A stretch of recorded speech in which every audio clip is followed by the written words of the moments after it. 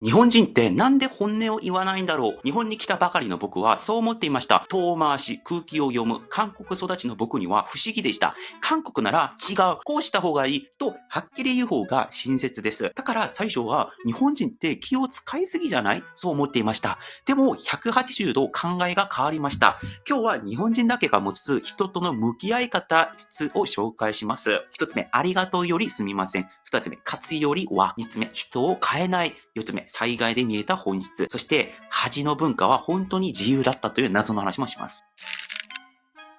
まず一つ目ですが、ありがとうよりすみませんということです。これ日本に来てびっくりした言葉ですが、すみませんですね。店員さんにも友達にも先生にもありがとうという場面なのに、すみませんとか言ってるんですよ。最初意味わかんなかったです。いや、謝る必要なくないと思ってました。韓国ならほとんどありがとうございますで終わります。でも日本で暮らすうちに気づきました。日本人は感謝だけじゃなくて、あなたの時間を使わせました。手間をかけました。そこまで考えているように感じたんですね。つまり、相手の負担まで一緒に感謝している。相手に迷惑をかけたくない。ということが、たった5文字、すみませんという形で、日本社会全体に流れているように思います。その中に日本人の思いやりがぎゅっと詰まっていました。言葉って本当に文化なんだなと感じました。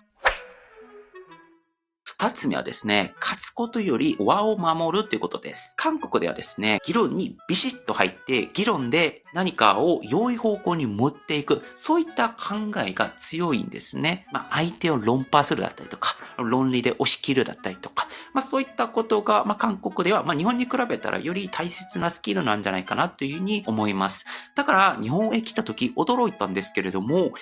それで終わるのってことなんですね。例えば、会議とかでも、今回はこの辺でだったりとか、じゃあ間を取りましょうみたいな、そんな場面を何度も見ました。最初は、なんではっきりとした結論を出さないのって思ったこともあります。でも、いろんな人に会ってからようやく意味が分かったんですね。日本人が守っているのは、今日の勝ち負けというよりかは、多分1年後、5年後、10年後の関係だったのかもしれないなというふうに思ったんですね。これが良いことか悪いことかっていうのは、ちょっとさておき、こういった考え方があるやって思ったんですね。で、議論に一回勝っても、信頼を失えば意味がない。だから落としどころを探して、時には相手を少し勝たせたりとか、自分も少し譲ったりだったりとか、この積み重ねっていうのが、長く続く会社を作ったりとか、長く続く人間関係、信頼感を作ってるものだっていうふうに、感じることがあったんですね。で、韓国ではですね、そういった、地理的だったりとか、社会的な背景もあって、結構、ガツガツいくような場面が多かったですね。短距離走的な考え方、だから全力で勝ちに行って、そこに勝ち上るっていうのが、韓国社会における一つの、カタルシス、楽しさなのかもしれないですね。で、一方、日本においては、駅伝みたいなですね、次の人につなぐ、チーム全体でゴールする、その発想を知ったとき、日本人の和という言葉が、ただの精神論ではなくて、社会を動かしている裏の仕組みなんだなと気づきました。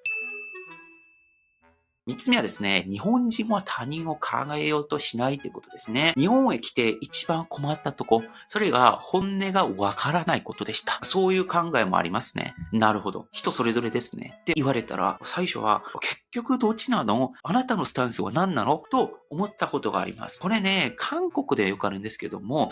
それは違うんじゃないかな。その考えはちょっと危ないと思うよ。こうした方があなたのためにいいのであったりとか、これを家族でも友達でも、時には先輩でも遠慮なく言ったりします。これは、このおせっかいという見方もあるかと思いますが、私の根本的にはあなたを考えて、こうした方がいいんじゃないですか？失礼かもしれないんですが、あなたのために言いますっていう愛情なんですね。だから日本では最初、みんな冷たいのかな？そう勘違いしていました。でも日本は日本人ならでは考え方があったんですね。この意見と人格を分けて考えていたのかもしれません。その意見には賛成しない。でもあなた自身は否定しない。この微妙な距離感があるんですね。だから無理に説得しない。価値観を押し付けない。最後はあなたの決めることですが、私の提案としてこうですよみたいなものが日本社会であったんだというふうに思いました。これは人を支配しない優しさ。これぞ日本らしさとも見えますね。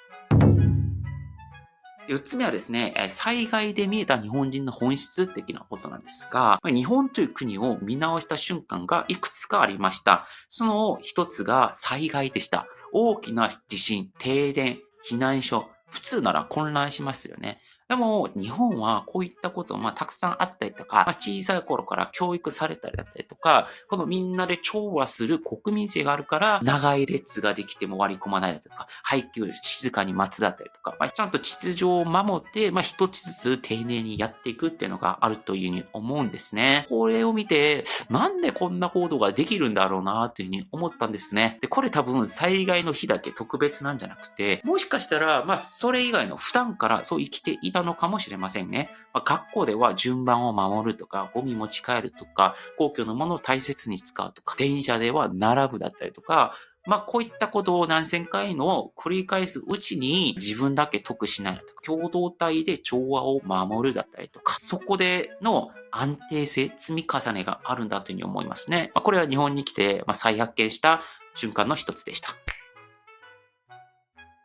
で、5つ目、最後ですね。恥の文化は実は自由だったというちょっと謎の話なんですけれども、日本に来る前、僕ちょっと恥の文化なのかなと見えていました。例えば、他人の目を気にする社会、サラリーマンの方々で白いシャツで黒いズボンだったりするじゃないですか。本当にみんな制服みたいに着てるじゃないですか。だから他の人の目を気にしてるのかなって思ってました。でもこれね、微妙にイメージと実際違ったんですね。韓国の場合ですと、その大前提に競争というものがありまして、例えば受験とか就職とか年収とか、韓国はいろんな事情がありますから、例えば他人がこれやってガーって上がっていくのに自分がやっていないと、これは相対的に遅れるじゃないですか。これは相手を見て自分もこうしないといけないんだってなって、この他人の目を意識する、こういった形が、韓国でもあったりとか、これは他の世界の国もあると思うんですけれども、日本には若干違うんですね。だから、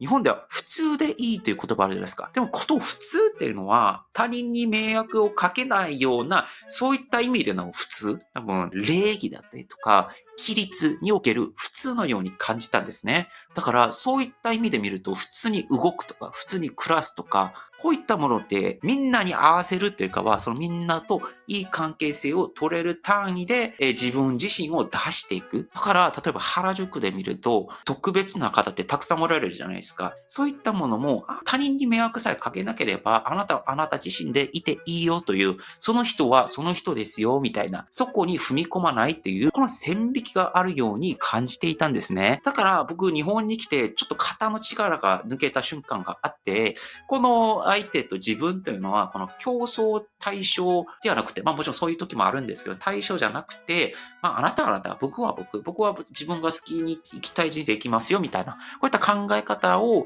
日本に来てちょっと学べたのではないかなというふうに思います。こういったように、日本に来る前の僕っていうのは、この正しいことを言う人が、強いかなというふうに思いました。アメリカとかそのようなトークストレートみたいな感じですかね。でも今、日本に来ていろんな価値観を知っていく中で、やっぱり人生の世界一つだけじゃないなというふうに思ったんですね。日本に来て、面白かったですし、自分も学んでいるのは、人を傷つけないだったりとか、この相手を立てるとか、それ譲るとか、待つとか、変えようとしないっていう、こういった積み重ねっていうことで、自分も相手もいい関係性を持てるっていうことが面白かったんじゃないかなというふうに思います。僕は、韓国でもこのパリパリとか早く早く文化があって、それはそれなりに好きですし、自分一人の物事を進めていくときには、それに基づいてやってるんですけれども、その根本にあるものが、これが正解だっていうのと、いろんな選択肢がある中で、今回は早く早くパリパリで行くっていう選択をすること、